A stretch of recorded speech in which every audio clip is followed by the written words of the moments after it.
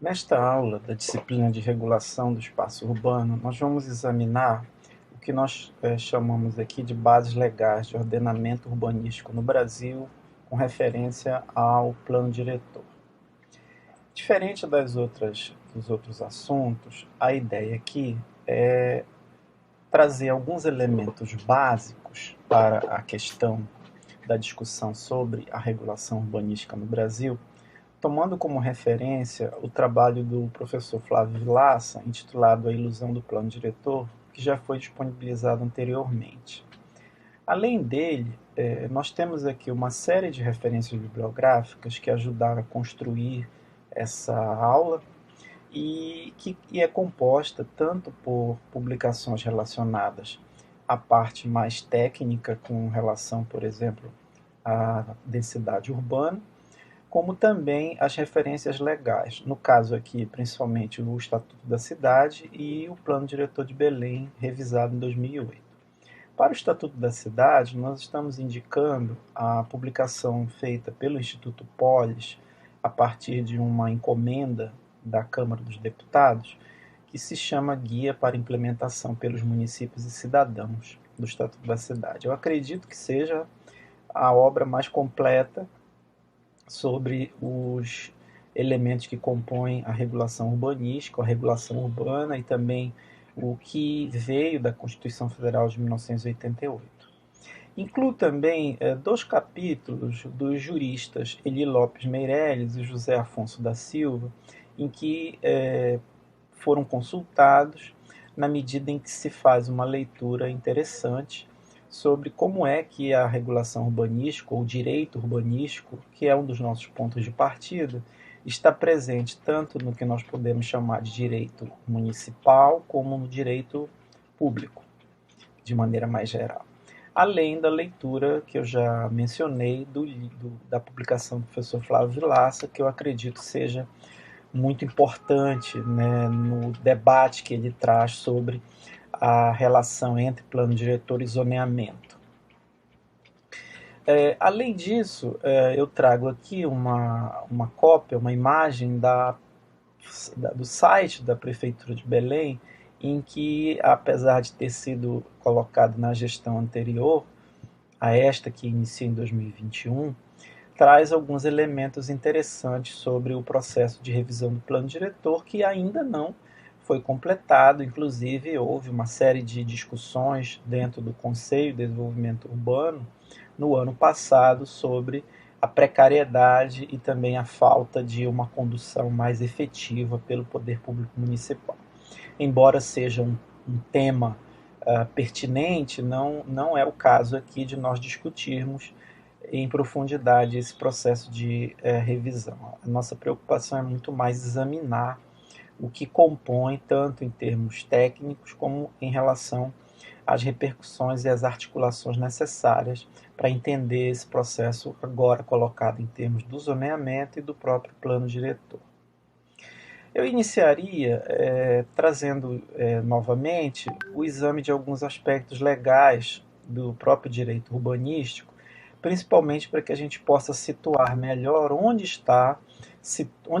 localizada a questão do zoneamento e do próprio plano diretor e a relação entre eles. Nós temos que ter em mente que as relações do direito urbanístico nascem como um ramo do direito público e que também está relacionado a outras disciplinas jurídicas. Há, dentro desse processo, fundamentos constitucionais do direito urbanístico, uma vez que é assunto constitucional, a partir da Constituição de 1988, em que inclui o direito à cidade e a função social da cidade e a função social da propriedade como matéria constitucional. Isso daí serve como um arcabouço legal para dar legitimidade para os instrumentos de regulação, que já numa escala mais local vão ser observados, considerando ainda como seja dentro do direito público e do próprio direito administrativo o que se constitui como como poder de polícia dentro da gestão municipal, que vai também trazer elementos do Código Civil no que se refere ao direito de propriedade, ao direito de construir, entendendo inclusive a profundidade do que se refere à posse e à propriedade como distinção básica do direito, que traz repercussões justamente para a condição de aplicação da legislação urbanística naquilo que se refere ao direito de construir. A própria posse assegurada pela Constituição Federal já nos dá elementos para uma articulação com esse direito de construir, para as regras para que ele possa ser efetivado. Dentro das relações com o direito urbanístico, é importante nós citarmos o rol de relações com as disciplinas jurídicas. Primeiro, como direito constitucional, que vai incidir sobre a política de desenvolvimento urbano, que traz, já na Constituição Federal, elementos que são obrigatórios para os planos diretores, trazendo também consigo o processo de ordenação urbana, parcelamentos, a propriedade urbana e a sua função social, e as imposições constitucionais urbanísticas, que englobam a proteção paisagística, artística e histórica, impositiva de regime especial à propriedade privada. Embora não se restrinja a isso, é muito importante entender que no próprio texto constitucional há elementos específicos sobre essas proteções. Enquanto o ramo do direito administrativo, incluem-se os instrumentos como a desapropriação, a servidão, que é o direito de passagem, a organização das entidades executoras do urbanismo, seja no plano estadual, federal ou municipal, principalmente, e o poder de polícia, que eu já comentei anteriormente, como um meio fundamental para a atuação urbanística. Refere-se também ao direito econômico, quando trata da autorização para intervenção do poder público no domínio privado, e o planejamento como técnica comum desse processo de intervenção. Nesse momento da pandemia é muito importante entender o quanto a prefeitura tem responsabilidade, o próprio Estado, e que lhe garante intervenções no poder público do domínio privado, estabelecendo regras, inclusive, em relação à questão da proteção sanitária. O direito tributário, que também é básico e fundamental, está acoplado à questão do direito urbanístico, tem a ver com a tributação como um dos meios de forçar ou estimular operações urbanísticas pelos particulares no interesse da coletividade. Esse é um tema fundamental, principalmente porque a Constituição Federal estabelece taxação relacionada ao combate da especulação imobiliária, através do IPTU progressivo no tempo, mas também as autorizações para construção, que são submetidas a um regramento, assim como a questão das taxas para a coleta de lixo, que aparecem dentro do próprio IPTU. E o direito civil, que regula o direito de propriedade, no qual bastante relevância o direito de vizinhança e o direito de construir, de ordem privada, e que disciplinam a construção e seus efeitos nas relações com terceiros, especialmente com os confinantes. É aqui no direito civil em que está localizada a questão urbanística no que se refere a problemas entre imóveis confinantes, né, a questão da abertura de janelas, a disciplina urbanística que passa pelo direito de propriedade, tanto na sua abrangência mais liberal, como naquelas restrições impostas pelo próprio zoneamento ou pelas imposições, como é o caso mencionado, do que vem do direito econômico em relação à proteção sanitária. Logo, o direito urbanístico não se restringe ao direito de vizinhança, e o direito de construir, uma vez, traz imposições de ordem pública ao espaço público. É aí que está a mediação. O direito urbanístico ele inclui tanto restrições ligadas ao espaço público quanto ao espaço privado. Ao espaço público, embora não seja objeto da nossa discussão aqui, tem a ver com o Código de Posturas, já que vai regular a relação entre os indivíduos no espaço público e também faz relações quanto ao limite da propriedade em relação ao alinhamento das edificações e na definição do que é público e do que é privado, em consonância com os projetos e ampliação do sistema viário. Ou seja, o direito urbanístico está justamente nessa interface entre o público e o privado, ora relacionando-se mais ao setor a área pública e ora a área privada, e nunca individualmente ou de maneira isolada de cada um deles. Os fundamentos constitucionais do direito urbanístico, como eu já comecei a falar antes, têm uma grande importância dada pela Constituição de 88, trata das competências da União relacionadas às diretrizes de desenvolvimento urbano, inclusive habitação, saneamento e transportes urbanos, o que vai incidir sobre o próprio instrumento do plano diretor, conforme é discutido por Flávio Vilaça, as competências dos estados, que concorrentemente à União legislar sobre o direito urbanístico de coordenar planos, regiões metropolitanas, aglomerados urbanos e microrregiões. Cabe aos estados, por exemplo, definir as regiões metropolitanas ou outras formas de coordenação ligadas a aglomerados urbanos, redes de integração e microrregiões. E as competências locais dos municípios com a promoção do ordenamento territorial mediante o planejamento e controle do uso, do parcelamento e da ocupação do solo, inicialmente por meio do plano diretor e complementarmente conforme a lei de uso e ocupação do solo, ou denominada lei de zoneamento. Em tudo isso, é importante chamar a atenção para a submissão da propriedade urbana ao processo urbanístico, subordinado ao cumprimento da sua função social e às exigências da ordenação da cidade. Ou seja, a submissão da propriedade urbana no processo urbanístico está relacionada desde as competências da União, passando pelos estados e pelos municípios. No caso de municípios incluídos em regiões metropolitanas, há de se observar que quando se fala em ordenação da cidade ou o cumprimento da função social deve estar estabelecido nas 3 escalas. E aí que entra uma questão muito importante, que são justamente os critérios para a utilização do solo urbano, que estarão facultados ao poder público municipal mediante lei específica para a área incluída no plano diretor, é a área urbana e não a área rural, e exigir, nos termos da lei federal, da própria Constituição Federal e posteriormente pela lei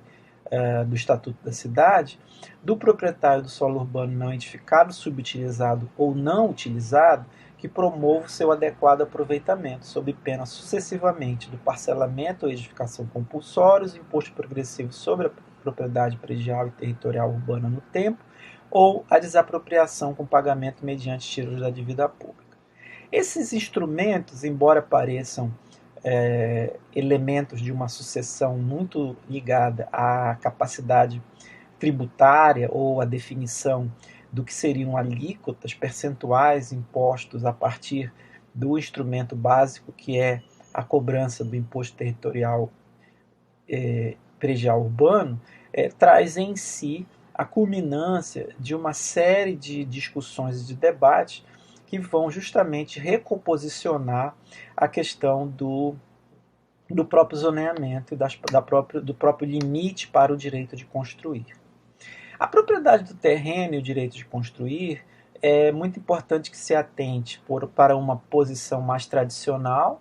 que coloca que o direito de construir seria inerente ao direito de propriedade do terreno, ou seja, falando de uma maneira mais simples, a partir da propriedade eu poderia construir o que quisesse dentro do lote, porém, pelo direito civil, o direito do proprietário, o poder legal de usar, gozar e dispor de seus bens da maneira mais ampla possível, estabelece que o proprietário pode levantar em seu terreno as construções que lhe aprouver, salvo o direito dos vizinhos de regulamentos urbanísticos. É aí que está a incidência da questão da regulação, quando trata dos direitos dos vizinhos e dos regulamentos urbanísticos. Ou seja, os limites ao direito de construir pela função social da propriedade trata de que a faculdade de construir não é inerente ao direito de propriedade do terreno. Só será em terrenos com destino urbanístico pré-ordenado à edificação a partir do que é determinado pelos regulamentos administrativos, no caso, a combinação do plano diretor e da legislação de uso e ocupação do solo do zoneamento.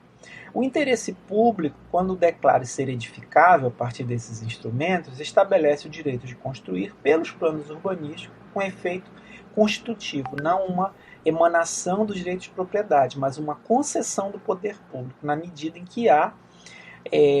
a importância do resguardo e da condição garantida pela Constituição Federal de que desde o nível federal até o nível local sejam estabelecidas essas restrições.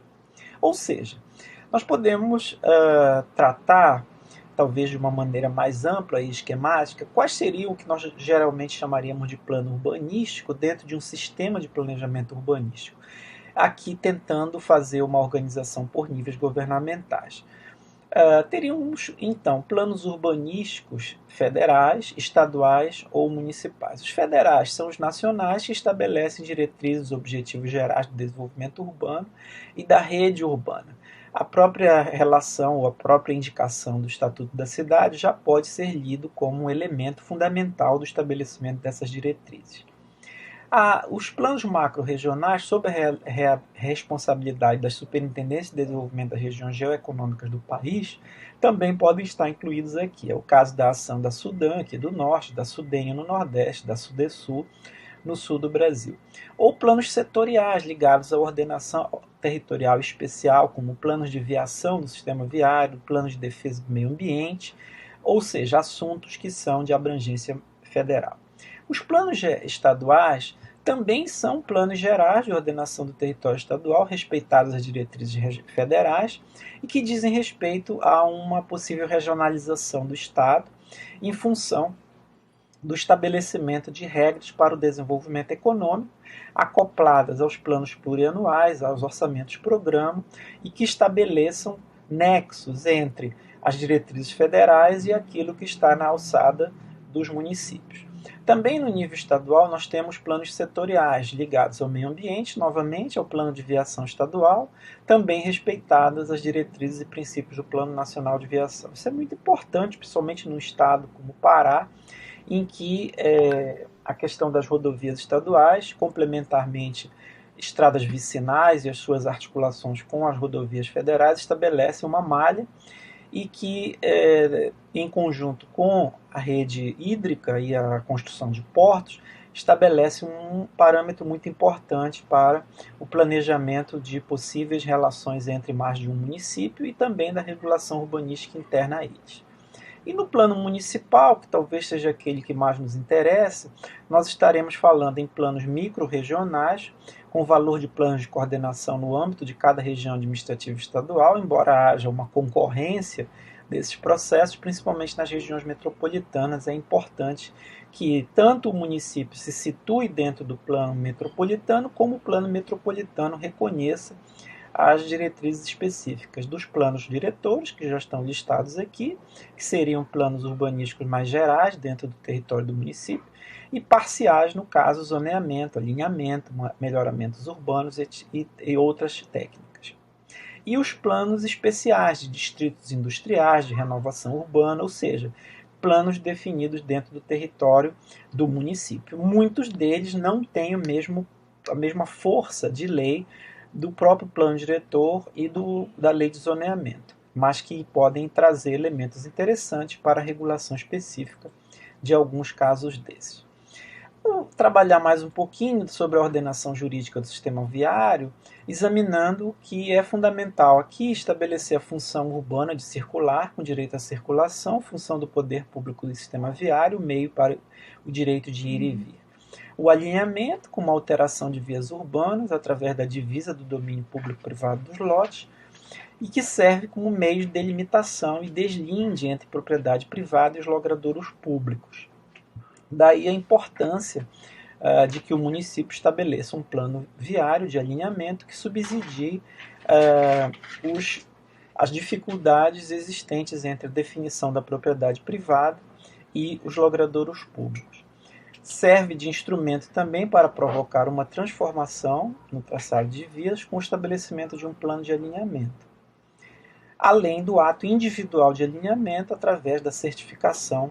de alvará ou de outro tipo de documento que concretize os planos de alinhamento e sirva de insumo para a aplicação dos instrumentos de controle urbanístico via zoneamento. Então vamos tratar daquele que talvez seja o mais importante, que é o zoneamento de uso e ocupação do solo. Ele tem um objetivo regulatório, ele é não excludente, na medida em que ele precisa estar articulado a elementos do próprio plano diretor, da tributação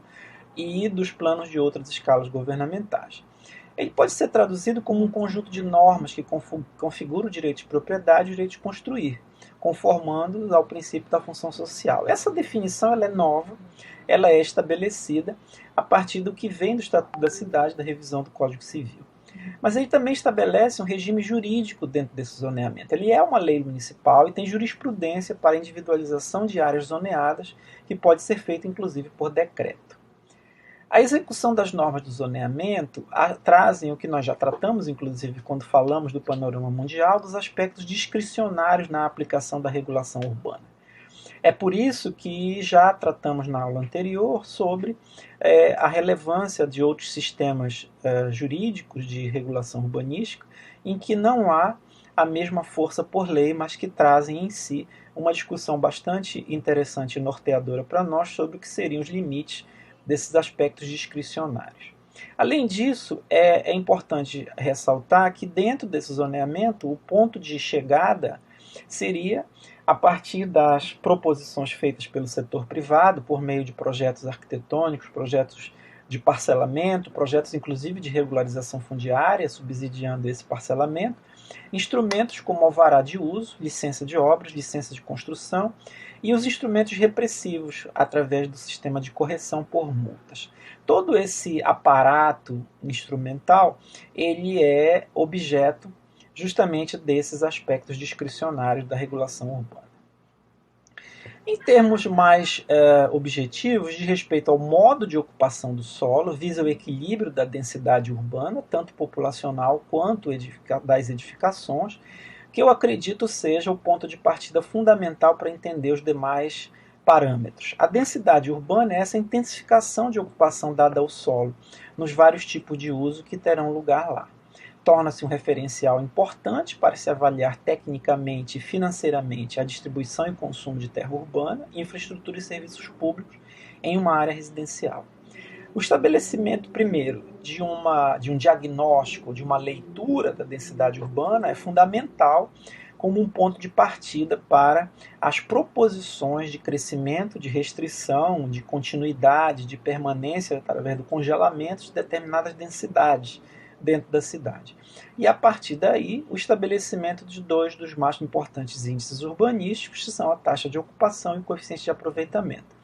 Além de recuos e afastamentos ligados principalmente ao plano de alinhamento da prefeitura e também ao estabelecimento de afastamentos, tendo em vista o que foi dito anteriormente sobre o direito de propriedade e o direito de construir. A densidade urbana ela pode ser medida tanto como densidade demográfica ou populacional, que seria o número de pessoas residindo numa determinada área urbana, é geralmente expressa em hectare por habitante, enquanto as áreas mais amplas se utiliza a medida por habitante por quilômetro quadrado. Desculpa, habitante por hectare e habitante por quilômetro quadrado. A densidade edificada ou construída expressa o total de metros quadrados de uma edificação em 1 hectare. O total de construção existente dentro da poligonal do assentamento ou bairro, medida em metro quadrado por hectare, engloba toda a área do assentamento ou expressa uma área bruta. Ou seja, eu vou quantificar tudo que é edificado dentro de 1 hectare para chegar a uma densidade construtiva ou construída ou edificada dentro daquele hectare. E a densidade habitacional seria uma medida que expressa o número total de unidades habitacionais construídas numa determinada zona urbana e dividida pela área em hectares. Então, eu posso trabalhar a densidade considerando habitantes, área construída ou área edificada e área ocupada pelo uso residencial, que seria número de unidades habitacionais por hectare ou habitações por hectare. Essas três medidas elas vão ser utilizadas em função do tamanho da área que eu estou regulando, se é uma zona, se é uma gleba, se é porção de um determinado bairro. O debate sobre densidade urbana é muito importante, tá? Porque ela vai mostrar um grau de concentração ou dispersão de uma população num determinado espaço. E é muito útil quando os planejadores têm procurado estabelecer densidades ótimas ou ideais para a plena realização e dimensionamento de equipamentos urbanos, por exemplo. Ela é utilizada como meio de regulamentação e controle do uso do solo. Como eu já falei, teria uma densidade bruta em função do número de pessoas dentro de um hectare, e aí você pode incluir primeiro escolas, espaços públicos, logradouros, áreas verdes, e depois uma densidade líquida, que é aquela relacionada à densidade habitacional. Isso tem várias repercussões ou várias questões envolvidas. O Ascioli e Davidson, eles trazem um quadro bastante interessante, que eu acredito seja importante de observar, sobre as questões ligadas a uma alta ou uma baixa densidade em termos de vantagens ou problemas. Ou seja, não existe uma densidade única e ótima. Vai haver um debate muito importante em função da realidade daquela cidade, daquela localização. Então, aqui nesse quadro, eles apresentam o que seriam vantagens de alta densidade, que vão pela eficiência da oferta de infraestrutura, o uso eficiente da terra, a vitalidade urbana, a facilidade de acesso aos consumidores, mas também a baixa densidade teria vantagens, como a possibilidade de saneamento de baixo custo, menos poluição, mais silêncio e tranquilidade, além, é claro, por outro lado, de alguns problemas da alta densidade, como sobrecarga de infraestrutura, criminalidade, poluição, maiores riscos de degradação ambiental, congestionamento e saturação do espaço. E a baixa densidade também teria como precária acessibilidade aos serviços, pouca interação e controle social, altos custos para a oferta e manutenção dos serviços e altos custos e precariedade do transporte público. Aqui eu gostaria de fazer uma breve revisão do que seriam esses indicadores, esses parâmetros, começando pelo número máximo de pavimentos, compatível com a densidade desejada para a zona, num processo de elaboração ou de criação de uma regulação urbanística. A densidade ela precisa ser estabelecida em função da própria do que se deseja para a área, e essa densidade vai ser traduzida em área construída, especificada por lote ou por quadra, na medida em que você pode multiplicar a área construída de cada lote em número de pavimentos.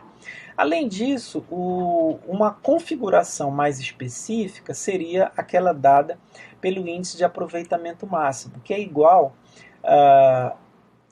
a como que você estipula o máximo de área a ser construída. Aqui nós temos um exemplo em que o índice de aproveitamento a ser aplicado num lote de 360 metros quadrados chega-se a partir da densidade prevista de que seria no valor de 3. Então, o índice de aproveitamento máximo é justamente a multiplicação desse valor pela área construída. É lógico que num arranjo urbanístico isso vai ser estabelecido em função da ocupação máxima do terreno, que seria o quanto é possível fazer uma relação entre a projeção original da edificação e a área do terreno, ou seja, aquela área total com a soma dos pisos terá que ser reorganizada considerando a projeção na horizontal da edificação. Além, é claro, das taxas de permeabilidade, que vai ser a porcentagem da área do terreno que deve permanecer permeável. E os afastamentos, que é a distância que deve ser observada das divisas do lote. Aqui concorrem elementos vindos do conforto ambiental, que devem preservar a circulação de ventos e a possibilidade de haver iluminação em todos os ambientes das edificações. Nós vamos fazer aqui um breve exame de como é que a legislação de uso e ocupação do solo, que veio de maneira bastante controversa dentro do plano diretor, quando foi revisado em 2008 em Belém, como é que se dá esse zoneamento. Esse desenho que nós estamos vendo aqui seria o zoneamento de uma porção do município de Belém, porção urbana, em que foram especificadas basicamente dois tipos de zona. As zonas do ambiente natural, que estão representadas no fundo verde, e as zonas do ambiente urbano, que estão especificadas por cores aqui do lado. Então nós temos a zona do ambiente urbano 1, 2, 3, 4, 5, 6 e a zona do ambiente urbano 7. A história de cada uma dessas zonas é bastante importante que a gente observe que segue, por um lado, a preocupação com o que seria o centro histórico, que começa com a ZAL 7, que seria justamente a continuidade e a permanência das edificações com importância de preservação e o seu entorno, e fora dali o que se processa dentro da primeira légua patrimonial, através do que seria as AL 5 e as AL 6, uma, uma permissividade bastante grande no que se refere à utilização dos índices de aproveitamento. Esse zoneamento ele também traz elementos para a área de expansão, né? Existia antigamente na legislação urbanística de Belém uma correspondência específica em relação às densidades que seriam alcançadas dentro de cada zona dessas. Então, é possível lermos hoje que quanto mais alto, qual é o maior valor das zonas de ambiente urbano, corresponderiam, a grosso modo, aos maiores índices permissivos para edificação. E, de uma maneira complementar, nós temos, além do que seria chamado há pouco como zoneamento ordinário, nós temos o zoneamento especial, que vai incidir sobre áreas de preservação do patrimônio, as zonas especiais de interesse social, estabelecidas dentro da primeira légua como áreas de baixada, e fora dela as áreas de ocupação informal, zonas de especial promoção econômica, que são bastante controversas, digamos, tentativa de estabelecer uma utilização na orla, principalmente na direção de Icoraci, com a manutenção de alguns serviços, e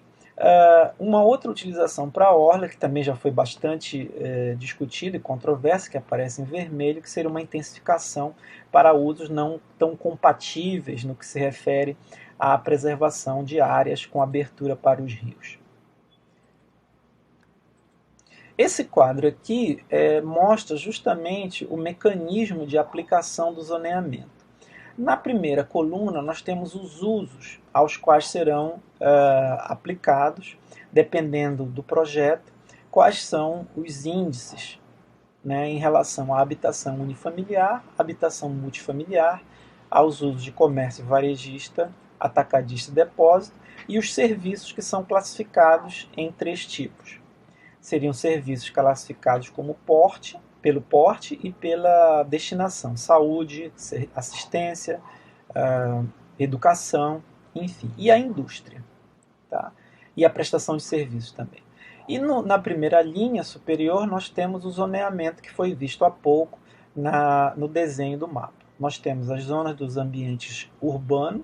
1, 2, 3, subdividido por setor, 4, 5, 6, que é aquele que está mais subdividido em função de uma espécie de concentração dos índices maiores, e a ZAL 7 do centro histórico, que aparece um asterisco aqui, porque ela está submetida a um regulamento específico. Essas siglas aqui, M, dizem respeito ao conjunto de índices que podem ser aplicados nos projetos que estão submetidos a cada zona dessa, segundo um determinado uso. Esse mecanismo ele não é universal, ele não é utilizado assim. Existem outras regulações urbanísticas que são mais claras e mais definidas em função dos parâmetros que são aplicados em cada zona. Para que se tenha uma compreensão completa, inclusive que sirva de guia para os projetistas, é necessário, além desse quadro, o quadro em que os modelos, também em função da categoria de uso, aquelas siglas M0, M1, M2, M3 e sucessivamente, dizem respeito a um conjunto de parâmetros ou indicadores que inclui a área do lote, que vai ser submetido a esta regulação, a testada do lote, os afastamentos a serem aplicados. Vocês podem ver que há uma série de restrições por modelo naquilo que pode ser o tamanho do lote, mas há uma certa homogeneidade no que se refere aos afastamentos, principalmente em função do uso habitacional multifamiliar, no que se refere a afastamento de 5 metros como mínimo, e também para o comércio e serviço. Para a indústria já há uma espécie de restrição um pouco maior em função do porte, e que chega a 10. Além disso, nós temos os coeficientes de aproveitamento, que teoricamente eles são estabelecidos nesta ordem aqui, né, que seria justamente o quanto eu posso multiplicar pela área do meu terreno, e depois disso fazer um arranjo que respeite os índices de ocupação, ou seja, Quanto maior a área construída e menor o índice de ocupação, eu posso crescer em altura, desde que respeitadas as outras restrições, dependendo da localização. A aplicação disso leva a uma série de tipologias que nós temos hoje na cidade de Belém. Eu trouxe algumas fotos aqui para mostrar edifícios delgados, muito altos, construídos em terrenos relativamente pequenos e que mostram, a partir dessa visão aqui do Marizal, o quanto a legislação urbanística tem sido desafiada pelo mercado imobiliário no que se refere à possibilidade de crescer em altura a partir do estabelecimento de algumas exceções no cômputo da área submetida ao índice de aproveitamento, principalmente pela construção de edifícios com amplas sacadas, que são descontadas da área a ser computada pelo índice de aproveitamento, e também outros serviços que estabelecem, por exemplo, descontos em função de áreas condominiais e também a parte do maquinário do elevador, da caixa d'água e também no estabelecimento de andares para a instalação de garagens. Então, esses edifícios aparentemente muito altos, ou são muito altos, mas seguem a partir do que o próprio Plano Diretor de 2008 estabeleceu em termos de excepcionalidade para o cômputo das áreas. É importante observar aqui que a nossa discussão sobre a geração de renda fundiária, principalmente da renda de monopólio, em função do aproveitamento das visões para a Bahia e tal, estão, digamos assim, sendo exercidas também concomitantemente aos elementos trazidos pela própria legislação. Penso que a leitura do Flávio Vilaça, no que se refere às ilusões do Plano Diretor de São Paulo, podem ter reverberações também aqui em Belém, no que se refere à discussão sobre os efeitos do próprio Plano Diretor de 2008. Aqui outros elementos, aqui já se afastando do centro em direção ao bairro do Marco, quando nós vemos que já há edifícios mais, digamos assim, condensados, ou edifícios em que não são tão delgados, também em função de diretrizes que são estabelecidas por meio de afastamentos e algumas situações em que os índices de aproveitamento também não são tão altos. E o próximo slide aqui traz o que a gente está vendo em termos de crescimento da Augusto Montenegro, quando nós temos condomínios verticais, em que aqui a discussão é muito mais em função da combinação do que seriam as restrições de parcelamento com as restrições de gabarito. Por fim, uma situação que, embora aparentemente seja prosaica, é importante nós observarmos para entender que, a despeito de toda essa regulação urbanística ou dessa tentativa de estabelecer parâmetros, é muito importante que se observe como é que é o modo de morar das pessoas, principalmente no aproveitamento vertical e na possibilidade de ter adensamentos maiores ou menores em função das características do lote, ou seja, da herança fundiária que é estabelecida em, digamos assim, confronto com as necessidades de morar. Era isso, obrigado.